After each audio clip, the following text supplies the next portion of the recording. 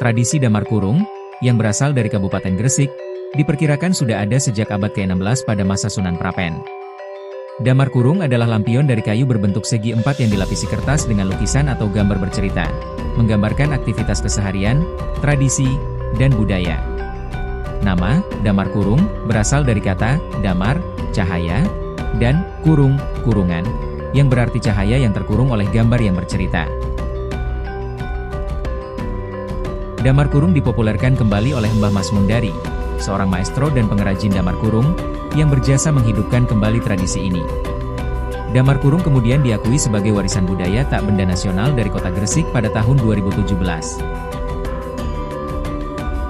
Puncak Macan.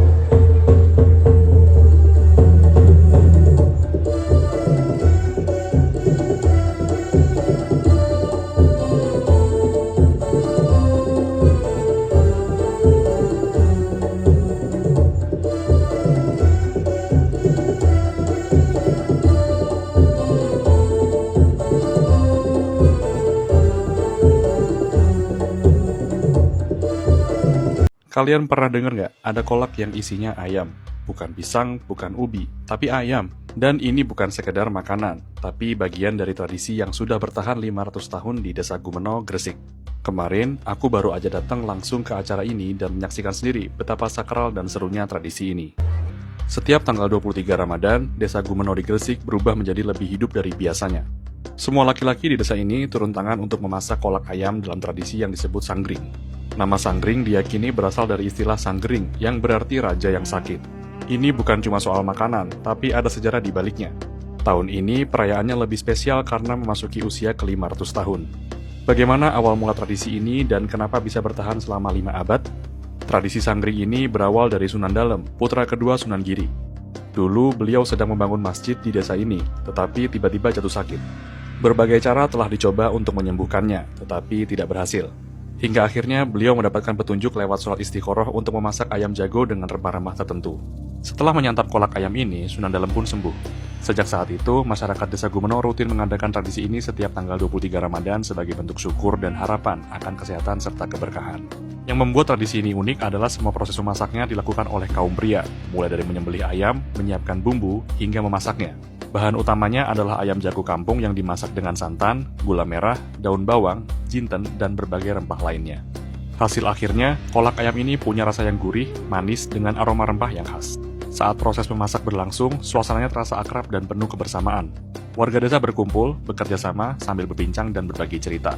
Saat kolaknya matang, makanan ini dibagikan ke seluruh warga dan disantap bersama saat berbuka puasa di masjid.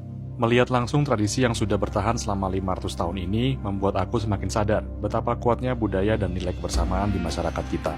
Tradisi sanggring ini bukan hanya tentang makanan, tapi juga tentang melestarikan warisan leluhur, gotong royong, dan rasa syukur kepada Allah. Jadi gimana menurut kalian? Tradisi sanggring kolak ayam ini unik banget kan?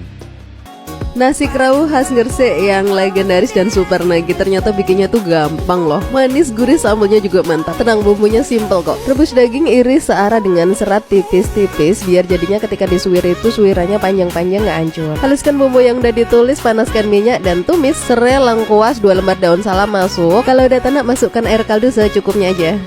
Waktunya bumbuin, gula merah sisir, asam, penyedap, garam, dan 1 bungkus santan. Masuk, aduk-aduk, daging suwirnya masuk. Terakhir kecap kurang lebih 2 sendok makan. Aduk dan diamkan sampai dia setengah mengering. Nah, ini penampakan setengah mengering, aduk sampai dia agak kering. Jangan terlalu kering karena dia bisa keras, biarkan sampai bumbunya meresap sempurna aja. Nih yang bikin nasi kerawu itu awet. Lengkap dengan koya merah, kuning, dan sambal. Serius, ini super nagih. Kuliner legend sejak tahun 1950 dengan bahan utama dari tepung beras dan santan yang dibungkus dengan pelepah pinang yang dijahit. Namanya pudak kuda, pelopor kuda pertama yang ada di Gresik dan di dunia. Yang menjadi ciri khas dari pudak kuda adalah warnanya yang coklat yang dihasilkan dari gula aren pilihan. Tepungnya juga dari beras pilihan yang diselep sendiri dan cara nyikatnya yang tidak akan ditemui di pudak-pudak yang lain. Bisa terjual 1.200 pudak sehari pas momen rame. Dan selain pudak, aku habis beli oleh-oleh dari Gresik namanya bonggolan. Bonggolan itu olahan ikan semacam empek-empek tapi bisa langsung dimakan. Nah, aku beli yang versi mininya. Aku beli ada 3 varian. Yang pertama ikan laut, yang kedua itu udang, dan yang ketiga cumi hitam. Biasanya makannya digoreng, tapi kalau misalnya langsung dimakan pakai sambelnya juga enak. Ini bisa jadi alternatif oleh-oleh selain pudak dari Gresik. Bye, jajan-jajan sih.